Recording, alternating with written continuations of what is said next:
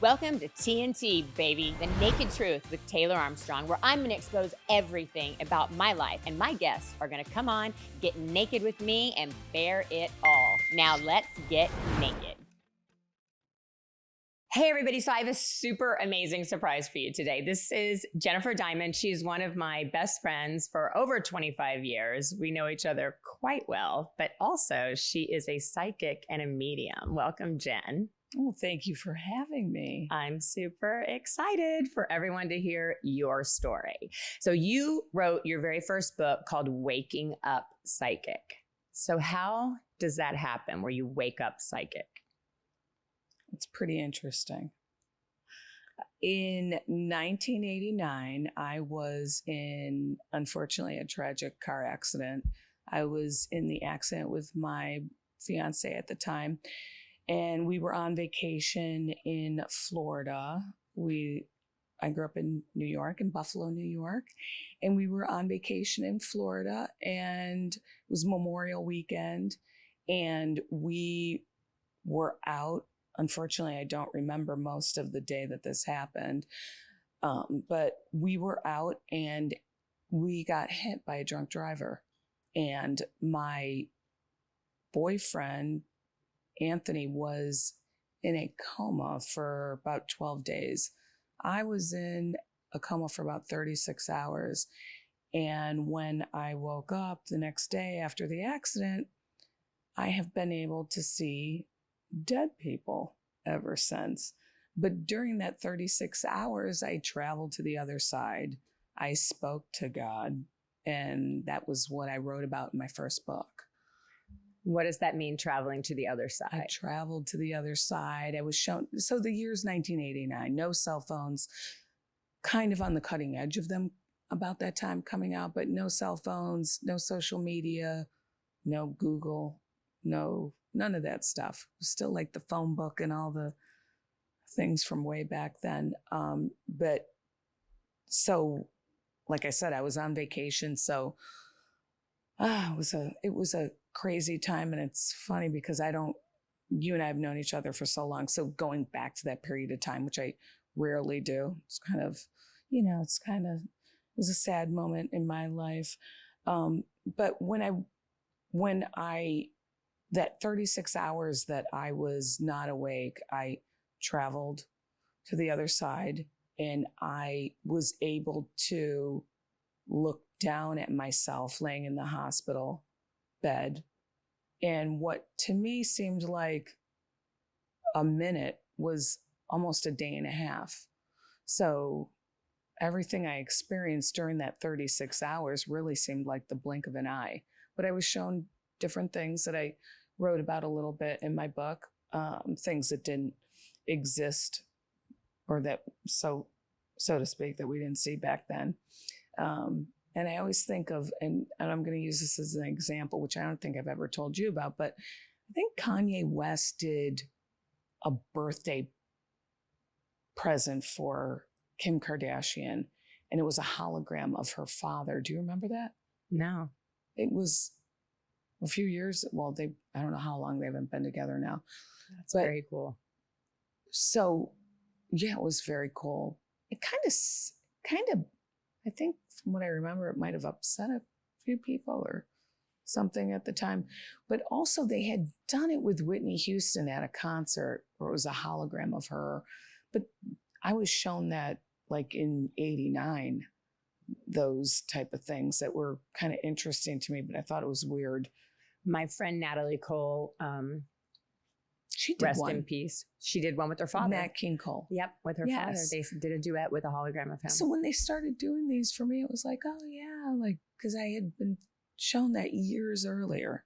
So I've heard you describe it as watching a film of your life when you were on the other side, that you were watching basically a movie recapturing your history.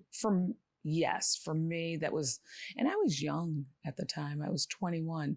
So that was the first thing that I was shown was, and I didn't live a lot of life up until that point, 21 years, there's not a whole lot of life to live up until that point.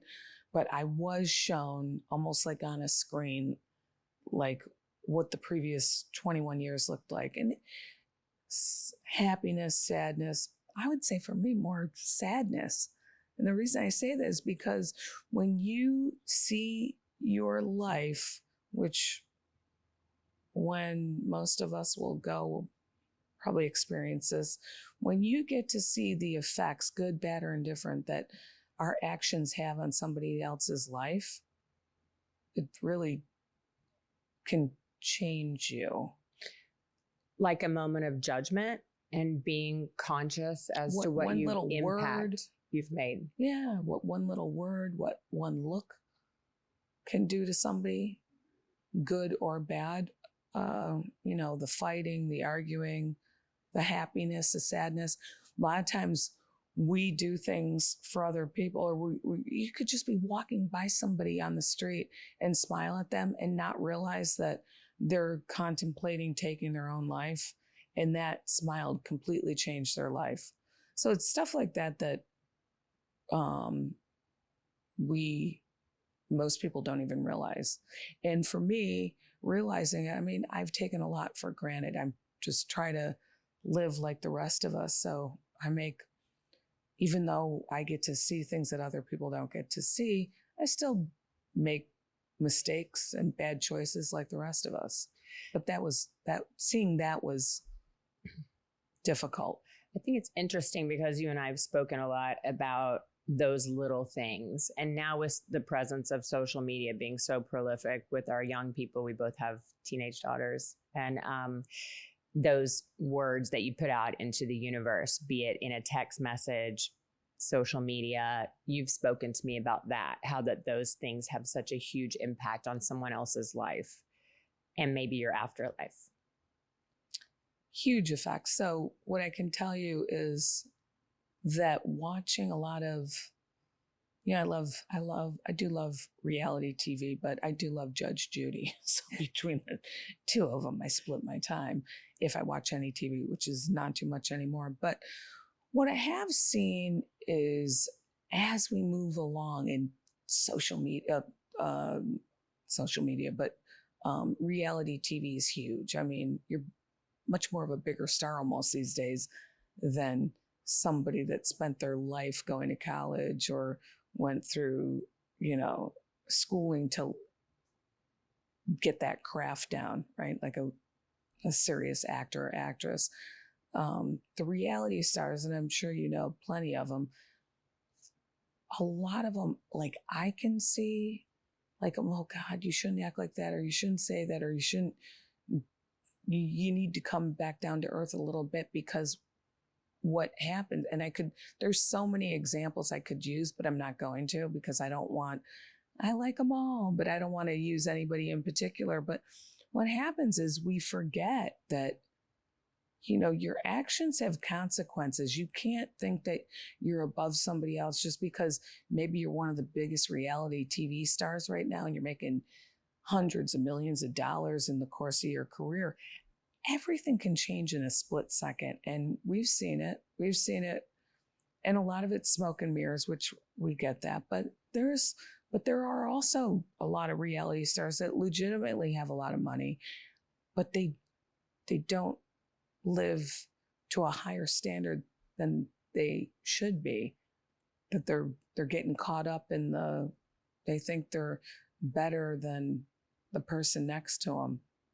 If you live in a big house and you go to your girlfriend's house who just went through a divorce and she's now living in a condo or a townhouse because that's all she can afford, that doesn't mean that you're better than her. But unfortunately, a lot of where we're at today, we get caught up in the whole, who's popular, how many likes can I get? Right. So when you were looking at that movie of your life and it was going so quickly, did you feel like it was more pointing out things that needed to change about you before you came back? I think it was a lot of that, but also the main thing is your actions have consequences, regardless of what religion you are. Because religion is not, I have friends that are all different religions, but we have to understand that regardless of what that is, we all answer to a higher person. Right. Even if you're atheist, you don't believe, I get it. I'm not here to change anybody's beliefs, but you need to understand that we all answer to somebody. And so our actions, we need to be more on point and pay more attention to them. So you wake up after coming out of the coma, and what was your first interaction with a person from the other side? How did you know? Was it scary? So when I wasn't awake, so to speak, that 36 hours, give or take, a day and a half, there was a woman on the other side. I saw a lot of different people. I saw a grandmother of mine that had died probably 11 years earlier. And I saw her, we communicated telepathically, and I wanted to go to her and hug her. She was my favorite grandmother, but I couldn't. The closer I went to her, the more she moved away, because I realized after the fact that, because I didn't get to stay, I had to come back. There's a lot more that I had to do and have to do still in this lifetime. But the biggest one thing, not to go back, but one thing that the first thing I realized though, once I was on the other side, the biggest lesson I learned, which was blatantly clear right away, is that it doesn't matter who we are. We're all interconnected.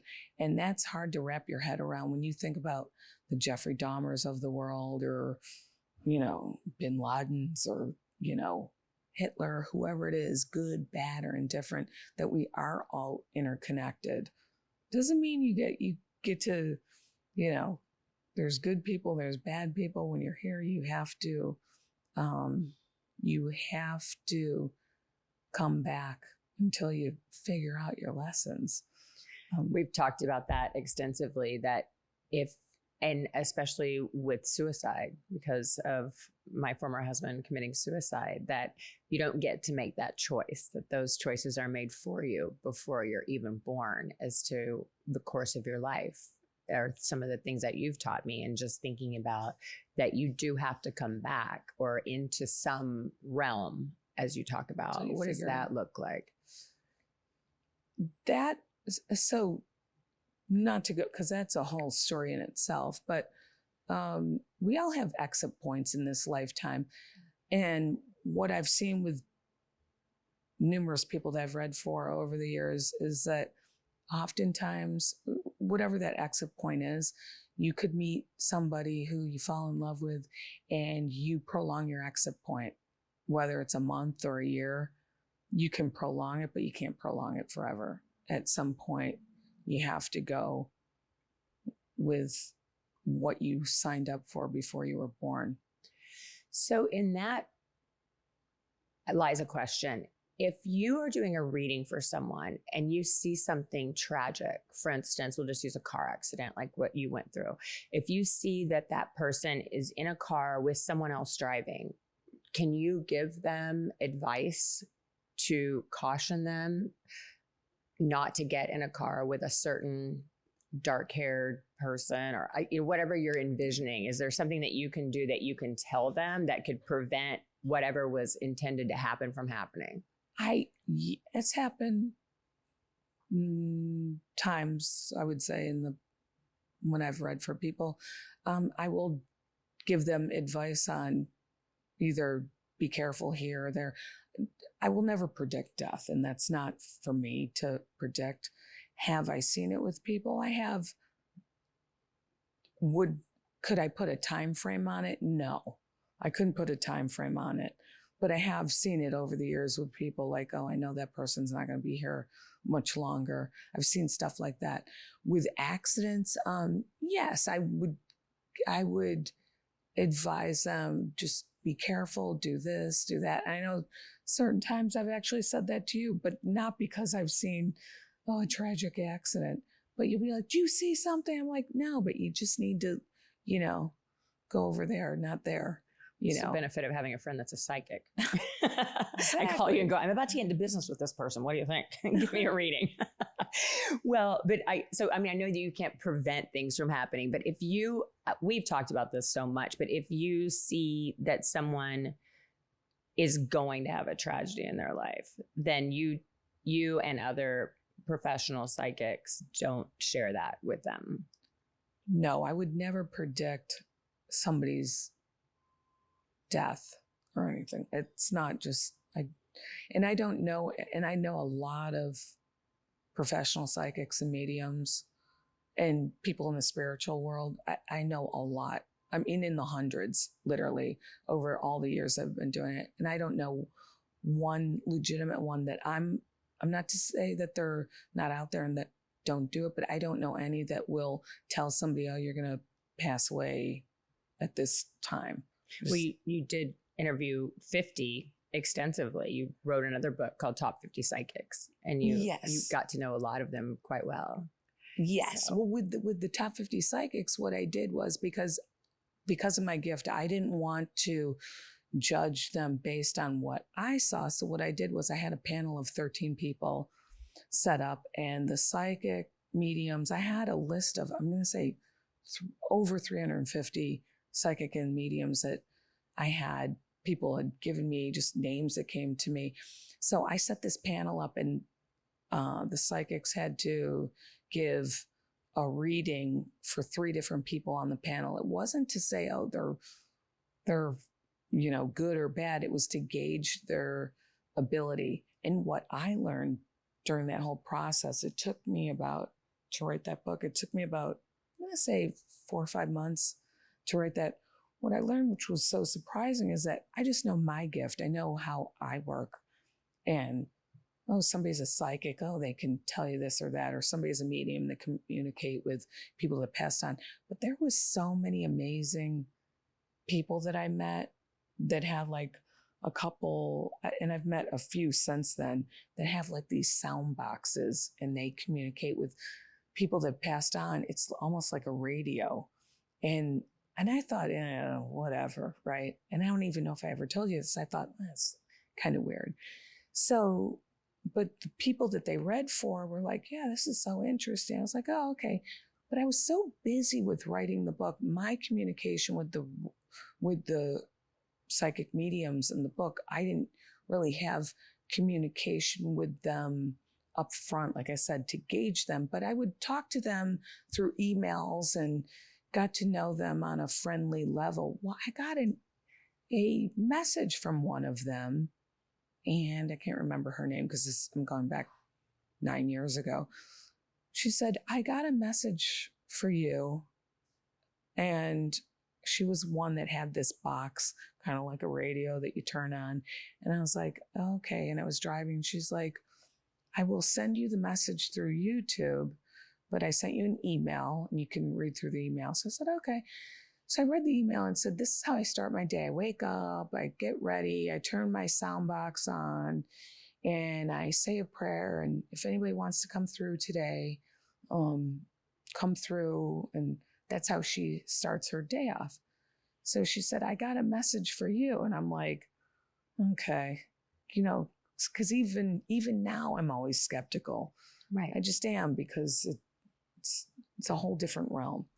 She said, I got a message from Tony, and he wants you to know this, and I'm going to send you the reading that she taped, and she sent it to me through YouTube. And so I was like, okay. So now my interest is piqued because she said my boyfriend's name, which I never mentioned. Right. Up until that point. Who died in the car accident. Who died, but the books came out. I wrote them at the same time. I was working on Top 50 at the same time I was writing Waking Up Psychic. So she would not have been privy to that information. And so I get home and I play this recording through YouTube, and I was like, it was his voice talking to me, oh my God, telling me he missed me and he loved me, because he unfortunately died as a result of the accident was in a coma for 2 weeks, and he died. The day he died was the day I got let out of I was released from the hospital.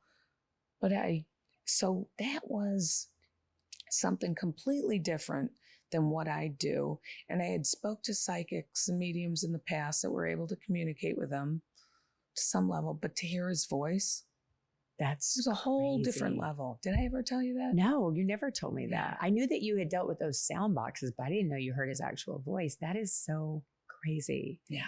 And like creepy, but also I would love to hear my grandmother's voice, or someone that has passed in my life that I loved. To hear their voice again would be earth shattering, but also like, don't get me wrong, it's not loving. fully clear. It's not like you hear our voice clear, but it comes through. And when you know it's like I knew it was him. Just even the tempo of the way people yes. talk, and just. So I knew it was him, but that. So a lot of people don't know, I think they don't know that not all mediums are psychics and psychics are mediums. Wait, can you explain that? Well, so the difference between, just in short, the difference between the two is a medium can communicate with the dead.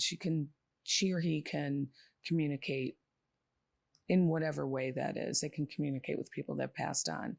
And all mediums have psychic ability. So there's things that I can predict or have predicted, but I also communicate with loved ones. But just because you're a psychic doesn't mean you can communicate with people that passed on. You could be psychic, you could have a gift, you could do tarot cards or whatever else you use, but they don't communicate with people that have passed on. So that's the separation between the two. And when you're walking through the grocery store, do you feel like you're getting bombarded with people's loved ones? How do you separate that so that you're not like a crowd around you that doesn't exist? Yeah, that's a good question, because that's how it was for me early on, because I didn't know. I wasn't born with this gift. I just had it from 1 minute to the next. So the first year was very traumatic for me. And I don't ever really talk about that, because nobody could really understand what it's like to feel like you're schizophrenic, legitimately schizophrenic. You're hearing voices. And that's how my life was for the first 10 months. And then I moved to Florida, and almost immediately I met a psychic, not a medium, but a psychic. And she's like, honey, you're psychic and I'm going to help you with that. And for the next 20 years, she did. She helped me with, how do you deal with this? And so I learned little by little, but still early on, even in the early stages, the first, I would say 8-9 years, I was always hearing voices and just talking to them. You gotta leave me alone right now. And I didn't fully know the first 5 years how to turn it off, even though I thought I did. It took a lot of time later. But now I am really good about I make it very clear, I'm not interested, so there's not a lot of chatter going on for me unless I'm talking to somebody, whether it's somebody I know or somebody that I just met. So I will be talking to them and somebody's coming through and they just won't leave me alone. So they're like, you got this message here, this person's here. So I'll do that oftentimes with strangers. That's kind of a daily thing, but it's okay, because I know that when I relay the message, I will talk to that person first. Like if you're a stranger I met and this person over here, your grandmother, wants to give this message to you, I will subconsciously send you a message so I'm able to see, am I going to scare this person? Am I going to, just to get a feel for it. You and I've gone to a lot of psychics, kind of out of, I would say sometimes out of fun, just to see if they're legit. They have these amazing psychic places that you're like, are these people real or not? So, but I had a reading years ago and it was Kathy Hilton's psychic. And I went in knowing you for so long, skeptical. I'm like, okay, let me see if because Kathy obviously has a lot of money. And I'm thinking, is this person just her, telling her things and feeding her things so they can get the money. So the psychic was so good. We should go to her actually. But she told me some things about my ex-husband that ended up being true. And she didn't know me. This is before Housewives. And she said I was leaving and I had already paid her. And so she wasn't a charlatan or anything like that, which we've dealt with those. But I had my hand on the doorknob, I'll never forget. And she said, your grandmother's here. And she doesn't call you Taylor.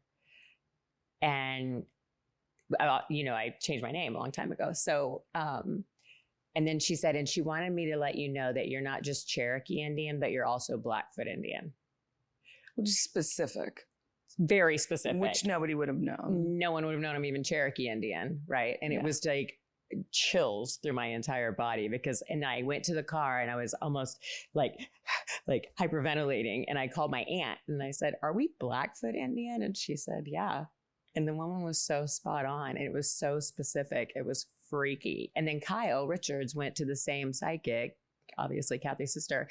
And this is pre-Housewives. And she said, there's going to be a girl on your show named Taylor. And Kyle's like, no, my daughter dates a guy named Taylor. So of course he'll be on the show. And then it ended up coming to fruition. I hadn't even tried out for the show. So interesting, is it? I mean, even for me, good. I find it interesting. Like, I'm always so fascinated by psychics and mediums. And because even for me, not now, I mean, I would say it's probably been 10 years that I stopped second guessing myself with the information I have, because I have given so many people readings over 30, let's just say 30 years, because I didn't do it the first year after my accident, that now I'm very comfortable with the information I give. Can someone come to you and ask you about a specific person who's passed on, or does it have to come to you? They can ask me. And if the person wants to come through, they will. And if they don't want to, they won't. But yeah, people have asked me before, but usually there's always somebody there coming through when I read for people. But if you wanted to ask a question about a loved one that's passed, you might be able to be that vehicle. Yes. Yeah. So you were telling me about a book called Your Soul's Plan by Robert Schwartz. Robert Schwartz. It's such a great book. Your Soul's Plan or Your Soul's Path. It's a very interesting, book, because when I read it, which was probably 15 years ago, he talked about things in the book that I always understood just from my near-death experience that I just kept to myself, because the things that I learned, most people, I never had anybody I could relate to, especially early on, especially in the late 80s, early 90s. I didn't have anybody I could relate to. But one thing he talked about was before we're born, how we, so to speak, sit down with our soulmates, 17, or it could be a different number. I mean, you don't have to stick to the number of 17. It could fluctuate, but you sit down with those people, you kind of map out what you need to accomplish in this lifetime, and you come up with a game plan, right? And so in this lifetime, people always say, oh, I want to meet my soulmate. Your soulmate is not necessarily your husband, your boyfriend, girlfriend. Your soulmates are your best friends, your worst adversaries, your children, your neighbor. It's people that help you evolve to a higher spiritual plane while you're here. And I found that so interesting when I read his book, because however many years ago it was when I read it right when it came out. It was like a confirmation for me of things that I had known for so many years that I never had talked to anybody else about. That you set up your life's path with the soulmates that you're going to spend your time with and the lessons that you're going to learn before you ever are here.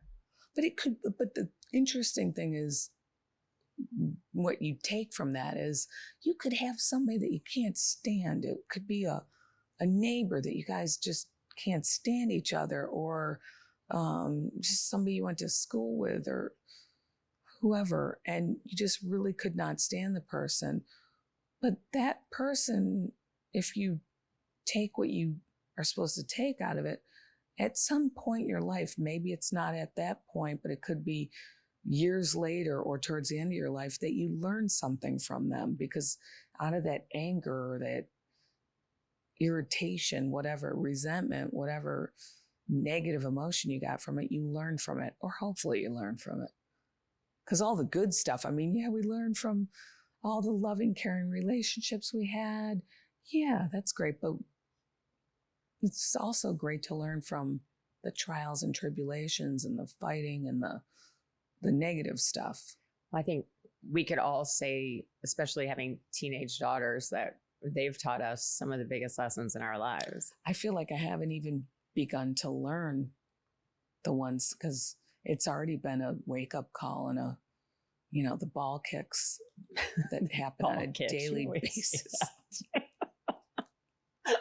Well, I know they are teaching us, but we're learning through, ourselves. So I have some callers that wanted to ask you some questions. Oh, great. Yeah. So I have one person, they inherited their family lake house, and they feel like there's a presence there. But it's not a scary presence. It just feels like there is a presence there. And so when you don't feel afraid of it, do you embrace it? Do you cleanse it? What would be your advice? So I feel like we've been talking about this a lot in the last few days because of yesterday. It's different for every scenario. Have I read a lot of, over 30 plus years, I've probably dealt with that stuff a couple handful of times. And it's usually always different depending on the circumstance. The one you're referring to is not, it's not a family member. It's something that's attached to that property, which is always a better scenario, I feel. Yeah. But it's going to happen whether they stay there or not. Even so, like going through, I did that cleanse, remember, on Beverly Hills on Housewives. After my husband passed, I had someone come over and cleanse, and we did the saging, the rose water, the bells, everything. But my energy was negative energy for me because of all the abuse that happened in that house. But for these people, if they don't feel afraid of it, but they just feel like things are moving around, or things are moving around. Is it? But you want to know, or they want to know, should they cleanse it or should they let it be? Well, it's always good to cleanse it. And you should, before anybody moves into a new house, new apartment, condo, whatever it is, even if you're moving from one business location to another, you always should cleanse it. You should always get the past energy out of there, so that you're only dealing with your own energy. And so what would that constitute, like to do a cleanse? So the easiest, I always tell people that I've helped throughout the years, the easiest thing is, we all know about sage and going from room to room with sage. That's the easiest thing. But always to keep in mind when you're doing that, make sure that every window and every door is cracked open a little bit. Because when you're going from room to room, you're going in this corner, well, the energy is going to move over there, and you're going to move over there. It's kind of like it likes to play a game. It's like, yeah, like hide and go seek, so to speak. So just always keep every door, every window cracked open a little bit so you can get it out of there. That's the easiest. And that's about the corners. You've told me that before. Go in every corner of every room and do sage in every corner of every room. With the doors and windows cracked. Yeah. Because you want the negative energy to have a place to go to, and it's even better if you can, if you're in a location that you can keep the doors and windows open, or at least the windows open, to let the energy flow. Florida, it's a little difficult because it's 1,000 degrees there, but most places it's good, and even to do it once a year, I think people should do it once a year. Yeah, because bad things happen to all of us under the roofs we live under business deals. But even if you're in that 1% that has a happy life and you've never had one single issue, you still should cleanse the energy just to keep the flow moving. All right, we're saging when we get home. We've decided for sure. So Whitney sent in a message, and she is this beautiful young girl. She's a model, and she's a waitress, and she's very grateful to have her job, but it's not where her passion lies. And she has this heart of gold where she wants to help people, and she feels like being a model is contradictory because it's not giving back, and she feels like it's very much of a vanity type of job to have. So she's carrying around a lot of guilt for being so young, and she just was curious to know if, she said, people tell me I'm beautiful 1,000 times, but tell me my soul is beautiful, and that means everything to me. She's emotionally bankrupt. So, but that can change in the blink of an eye. So where she needs to feel fulfilled, there's so much like emptiness going on with her, which happens to a lot of people. But the key to her is it's that saying, never judge a book by its cover. So people look at her and, oh, she's beautiful. She doesn't have anything to worry about. She has money. She has all these men after her, or women, or whatever her scenario is. But I just see that her whole thing is that she's always been judged unfairly. And she even has friends around her that aren't the best of friends. Like even her friends, you know, even though she has one, I see 2 girls around her. It's interesting. And I hope that she will write in or to confirm this, but she has one particular friend that is a good friend, but she still is like envious of her and isn't able to fully connect because she feels that the caller has just an easy life. The other girl is not a friend and is jealous and envious and kind of does the talking behind her back. How can she change all this? She can show, because she's very timid and she shows very little of herself, the inner workings of her. She needs to do something where she can show people that she's just like the rest of us. She has her fears and phobias and all the things that all of us have from day to day or from different times in our life, to show that she's human, because people don't get to see that side of her. And she doesn't say a lot, so people confuse that with being stuck up or better than, which is not the case. Yeah. So it makes me sad for her because I can see just in the message that she left that she does feel like people think her life is perfect because she's so beautiful, and she has this amazing impression on social media that they're getting the wrong impression of how insecure she truly feels. For her to do like a daily blog or a weekly blog, and just even if it's a 1-minute thought of the day, to show a different side of her is gonna make all the difference. So another person wrote in and said her son is recently married. This is kind of a crazy one. So she went to the wedding, which was out of town. And when she got there, they had everyone COVID tested, and she tested positive, and her son and the new wife wouldn't let her come to the wedding, even if she stood off in the distance away from everyone to watch them get married. And she's just curious if that was intentional because the wife doesn't like her, or if their relationship is going to evolve. So it was intentional on the daughter-in-law's. It's the son.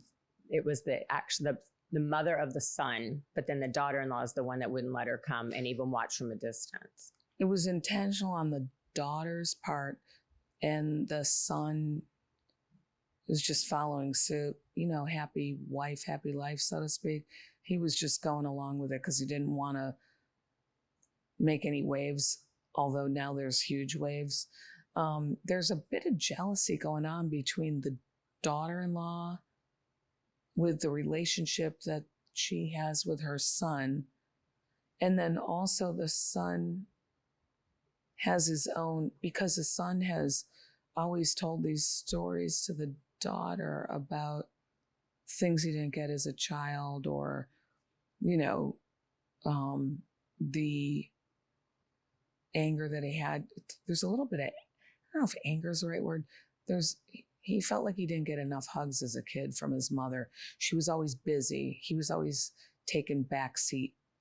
He was never the priority. So all those feelings that he had that he's poured out to the wife is part of the reason why she doesn't care for her now mother-in-law. But I do feel like the fence can be mended, but it would really have to come from the mother if she wants to do that. But the outreach would have to go from the mother to the new daughter-in-law, probably, you think, or no? Or the son? Probably has to start with the son. But that's she was really upset. Like, she was like crying on the message that she left us. Yeah, it's a touchy, tricky scenario going on there, but she definitely has to take a minute and think about, because I do see that she has a big role that she's played and hasn't always done what she should have as a mother. I see her being more of an absentee mother, and this is kind of the repercussions of that, if that makes sense. Yeah, well, she was clearly very upset. Then another woman that called in, and she said she's in a new relationship after the end of a 33-year bad marriage, 33 years in a bad marriage. And where do you see that going for her? That's kind of broad, but I see that relationship. So if she's an older woman, I feel like she's older, meaning over 65-ish. Yes. If this is the energy I'm picking up, because this is why I'm picking up, the relationship will be great for a while. And then they'll either stay together, or there's going to be somebody else. There's going to be like a third person, a second person, or third person that comes in that will mix things up a little bit. And she's probably going to have to make a choice between two people. And I see that in like about a year and a half from now. I hope so, because I know like 33 years in a bad marriage, I hope she finds love and happiness. Yeah. Oh my gosh. So how can people get a hold of you if they want to do a reading with you? What's the easiest way to reach out? Just ask Jen? Just ask Jen, probably through Instagram. What's your Instagram? Yeah, Jennifer Diamond. At Jennifer Diamond. JenniferDiamond.com or at Jennifer Diamond. Because most of the people I read for have always been through just referrals, and I'm never at a loss for clients, but through Instagram, probably will be the best, and probably Facebook too. Yeah, I mean, you can always reach out to me at TNT with Taylor, because Jen is going to be a regular contributor here, and I'm super excited about it. And so, but at Jennifer Diamond, if you want to send her a direct message. Yeah. Thank you for being here. Thank you for having me again.